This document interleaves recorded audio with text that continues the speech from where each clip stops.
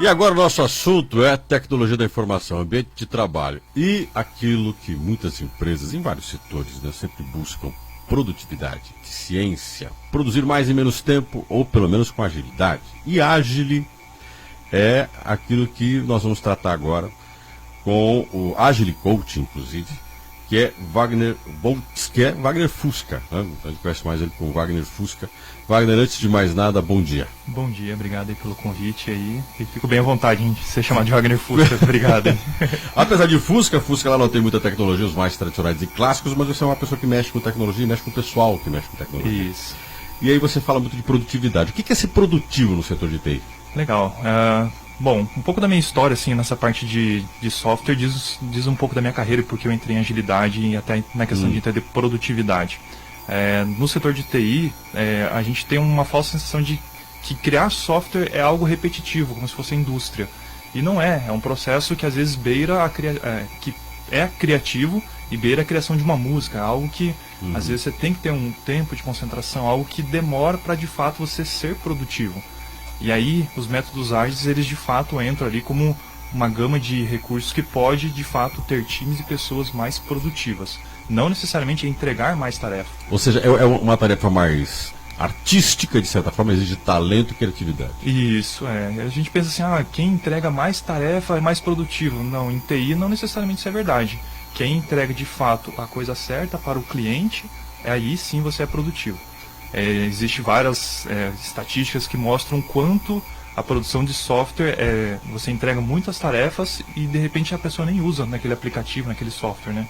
Se a gente pegar no nosso smartphone, a gente tem vários apps que a gente instalou e nunca usou. Isso é verdade. Então, Agora, como é que você faz a produtividade quando você pensa em prazo? É isso, eu tenho um prazo de entrega. E quando você fala que existe muita criatividade, é um trabalho humano, sim, e pelo jeito também interessante, como é que você concilia prazo, produtividade e atendimento àquilo que o cliente quer? Legal, esse não tem uma resposta exata, né? Mas vamos falar um pouquinho do que eu tenho atuado, assim.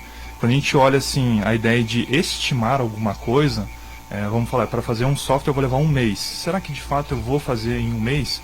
Mas eu não tenho certeza de como é fazer aquele software. Então por que eu não fazer ele pegar, talvez em uma semana, ver o quanto de tempo eu levei, para daí de fato começar a dar uma ideia de um prazo de entrega? Hoje o que a gente encontra muito são empresas que pedem esses prazos, e é normal, tem que ter prazo para entrega, mas você não sabe qual que vai ser a trajetória, de quanto tempo você vai levar para entregar alguma coisa. Então você precisa conhecer um pouco mais do produto, dos desafios, para daí de fato dar um prazo. A gente costuma hoje trabalhar com o que a gente chama de previsibilidade, e não estimativa. Estimar é dar um chute. Mas Tem uma diferença entre prever e estimar, é muito bom. Isso, aí a ideia de previsibilidade, a gente trabalha com fatos históricos. A gente pega uma base estatística de 1 mês, 2 meses, 3 meses, 1 ano de trabalho de um grupo, e aí a gente começa a falar, essa atividade a gente vai entregar em 5 dias, em 10 dias. Então é uma coisa que a gente vai trabalhando, e os métodos ágeis ajudam bastante a gente não mais olhar para a previsibilidade com maior acerto e maior precisão do que uma estimativa. Tá, agora como é que você vai ser ágil quando você tem prazos que você, por exemplo, pode estabelecer, você tem que estabelecer esses prazos. Esses prazos para você são estabelecidos em cima de alguns critérios, que eu queria que você falasse um pouco sobre isso também. E aquela coisa importante, existe uma dedicação ao trabalho. Eu preciso dedicar um tempo a tarefas num determinado período, uma determinada etapa.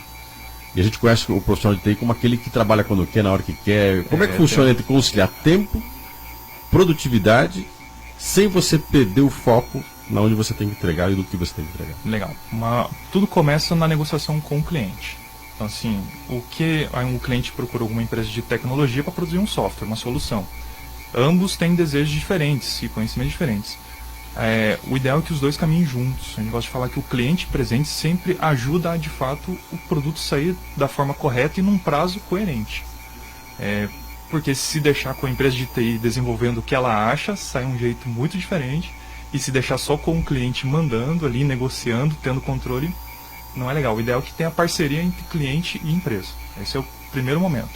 E aí, pensando dentro do time, o ideal é que a gente crie um senso de responsabilidade dentro do time, onde todos se envolvam na criação, no comprometimento de prazos e em todas as etapas. E aí sim, de fato, quando a gente gera esse senso de pertencimento, as pessoas se envolvem, se dedicam e são mais produtivas. Aí quando você tem um cliente que pede uma coisa, você mesmo colocou, às vezes o profissional de TI quer fazer outra.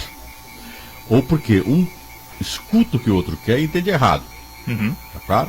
E aí quando o produto ficar pronto, o cliente pode olhar e falar, mas não é nada disso que eu pedi. Ou eu não sei usar isso, ficou muito complexo.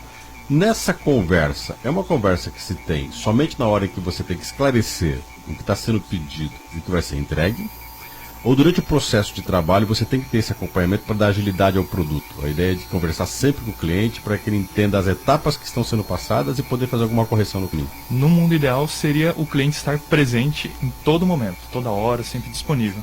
Mas a gente sabe que o cliente é ocupado, ele tem agenda e a gente tem que respeitar isso. Então, aí a gente vem com técnicas aí de agilidade, que a gente pode, de repente, toda semana ter alguma apresentação, alguma validação.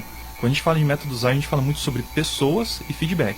Então, feedback do que eu estou fazendo e feedback até técnico do processo. Então, o grande chave ali de métodos ágeis é essa ideia, assim, pessoas e feedback. Eu não avanço tanto, eu como empresa de TI, eu não avanço tanto no software sem ter muito feedback se eu de fato estou agregando com você. E essa troca de comunicação entre cliente e empresa gera muito benefício. E de fato a gente vai ser mais assertivo com prazos e produtivo. Quando você fala de conversar, dar feedback sobre trabalho, não é simples, não é só também, além do cliente, as pessoas que trabalham na equipe, a gente precisa conversar entre nós para sabermos o que estamos fazendo, se ninguém está pesando mais para um lado do que para o outro, tem gente fazendo de mais, outros fazendo de menos, e se estamos fazendo a coisa certa, que tem gente que olha para o lado e fala, esse cara não está fazendo a coisa certa. Legal, tem essa comunicação cliente e tem a intra-equipe. Então assim, a gente tem algumas técnicas de agilidade que a gente diariamente avalia como está o progresso de algumas atividades. Mas o ideal é a gente não buscar culpados, porque senão a gente gera um ambiente nocivo, né, dentro do time.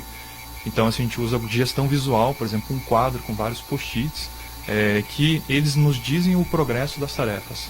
Então isso já fica evidente que, puxa, o fulano ali, ele não está indo bem na tarefa. Será que alguém não pode vir ajudar? Não numa visão de vir cobrar, você tem que entregar porque você se comprometeu. Mas como time, nós temos que entregar. A agilidade fala muito de time, não de indivíduo. E como time, nós somos mais fortes do que um indivíduo. Então, se alguém está com um problema de produtividade, por que não outro ajudar e numa tarefa, num conhecimento, num treinamento? Então, é importantíssimo o feedback cliente e empresa e dentro do próprio time. Agora parece, Wagner, que o profissional de TI é tão tímido, tão fechado. Como é que funciona isso? Esse é um grande desafio. As pessoas de tecnologia são muito fechadas mesmo. É um viés mais técnico, né? As pessoas desenvolvedoras, as pessoas testadoras são mais fechadas. Mas a gente tem que ir quebrando um pouquinho. À medida que você dá mais, vou colocar a palavra poder aqui, mais senso de pertencimento, as pessoas começam a participar. E o meu trabalho como Agile Coach é isso. Gerar esse ambiente. Tem que ter uma válvula externa olhando isso. Falando assim, gente, a gente podia fazer isso. E aí a gente vem com várias técnicas de pessoas para que as pessoas consigam se expressar. É comum em times ter pessoas que têm uma voz mais forte. Então, em vez de a gente abrir para o grupo conversar, por que não escrever em post-its, em papeizinhos e colocar na parede? Todo mundo vai ter o mesmo direito de voz, o mesmo tom de voz. Isso é uma técnica que a gente usa para que todos consigam falar e dialogar. A gente fala gerar um ambiente seguro, onde todo mundo possa compartilhar e se sentir bem. Aquela coisa de jogos interativos é importante, de vez em quando a turma parar e fazer alguma coisa diferente juntos. A gente fala muito de ambiente de trabalho, que tem até piscina de bolinha, jogos de videogame ou jogos de mesa, né, que a gente costuma ter. É importante ter essas coisas. É importante, mas não é essencial. O que as pessoas querem em informática, existe uma frase bem interessante assim, é legal ter um videogame na empresa? Sim, é legal, mas é mais legal que a pessoa ter o videogame na casa dela. Porque ela está conquistando algo, ela pode trabalhar e ver pelo fruto dela, ela está conquistando coisas. Isso gera mais senso de pertencimento do que a empresa ter um ambiente criativo. O que eu gosto de pensar nas empresas é que ela tem um ritmo sustentável. Então assim, você trabalhou 40 horas ou 44 horas, a sua carga horária de trabalho é 40 ou 44 horas, tente tirar 5 a 10% disso para que o time pare um tempo, converse, tome um café, reflita. Essa parada é importante. E aí, se a empresa tiver piscina de bolinha, videogame, é um plus. Mas o importante é parar e ter relacionamento. Isso é muito mais efetivo do que simplesmente ter uma piscina de bolinha e a pessoa se jogar lá. Como é que se resolve o conflito entre um ambiente de TI? Porque tem. Qualquer empresa tem conflitos. Ainda mais quando você vai fazer um trabalho em conjunto, Nem toda ideia é comungada por todos, nem toda ação é concordância, às vezes tem discordância. Como você administra isso? Tá, conflitos vão existir, afinal são pessoas trabalhando com desejos diferentes. Eu gosto muito de trabalhar a ideia da negociação do ganha-ganha. A gente, de fato, entender que às vezes eu vou ter que ceder um ponto para que, de fato, a gente ganhe alguma situação. A gente trabalha com uma série de dinâmicas, a conversa mesmo. Gente, alguém aqui está se sendo penalizado, o que não está discordando, a gente precisa falar. Ninguém pode sair de uma reunião de forma chateada, sem entender o propósito, sem entender o contexto daquilo. É necessário gerar alinhamento, e para gerar alinhamento a gente precisa de alguns conflitos, mas que eles sejam sempre saudáveis. E se tiver algum conflito bem tenso, aí a gente traz para uma conversa mais um a um aqui, fala, que você não gostou, vamos conversar, a gente intermedia ou incentiva que a pessoa fale e troque feedback com a pessoa que teve conflito, né? Mas conflitos vão existir, não são fáceis de mediar, mas precisam. O ideal é buscar conflito saudável, né? A gente tem nas empresas, e a gente estava até esquecendo de falar disso, o dono da empresa, o CEO, o diretor, que administra. E tem um setor comercial que vende produtos. Efetivamente, vamos pegar o CEO, o chefe da empresa, o diretor da empresa, que olha para a equipe e pensa, eu quero produtividade, eu quero entrega. E ele nem sempre vai participar da produção do software, da produção daquele produto. Mas ele quer vender, quer que aquele produto chegue ao cliente. Qual o papel dele nisso tudo? O papel dele vamos imaginar o seguinte, ele pode ser um promotor da agilidade da empresa, caso ele entenda de fato o que é. Que a gente pensa assim, agilidade é fazer ágil, não necessariamente, é ser ágil, é mudar o ambiente. O CEO, ele pode ser esse promotor caso ele entenda o quanto o mundo está em constante mudança. Hoje é normal a gente ouvir falar sobre métodos ágeis, mundo VUCA, então ele enxerga... Mundo VUCA?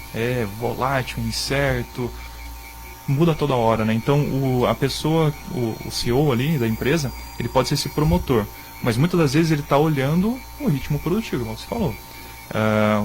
Aí a agilidade vem com ferramentas de processo, mas também de pessoas para que o negócio escale.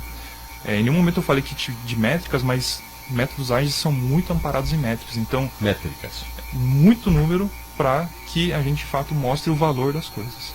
Como é que funciona essa métrica número e valor das coisas quando você pensa em produtividade? Porque a gente quando fala estabelece valor, o que é importante que não é e ponto. Como é que você faz medidas disso? Medir? E a questão de você quantificar, né? Para a questão mais complicada. Isso, a gente tem algumas métricas que podem ser nocivas e outras benéficas. Por exemplo, medir um indivíduo é muito nocivo. Exato. Medir o time e o tempo que uma demanda, quando eu falo demanda, seria uma tarefa, um software, vai levar para ser produtivo, isso sim. A gente consegue ver que muitas das vezes o tempo da demora das tarefas não é o que uma pessoa está lenta, é o acúmulo de trabalho que ela tem.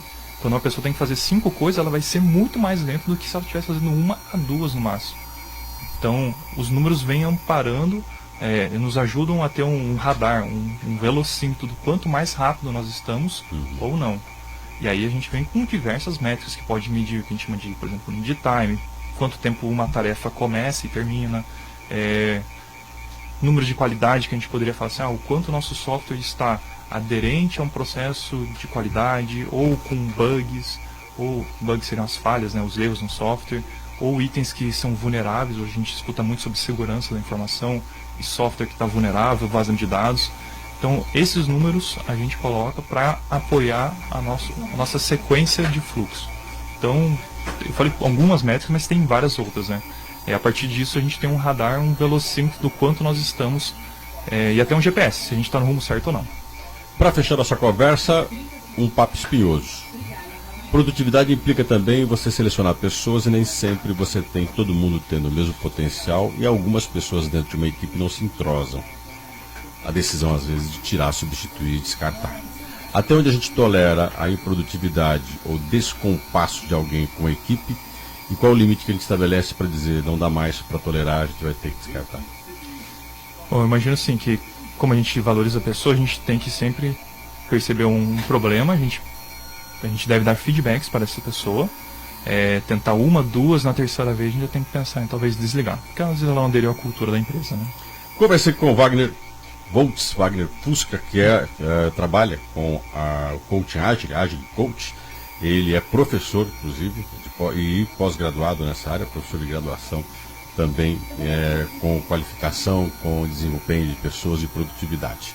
Wagner, antes de mais nada, muito obrigado e agradeço demais você ter vindo aqui à CBN. Beleza, obrigado. Conversamos sobre produtividade no setor de TI e produção de software.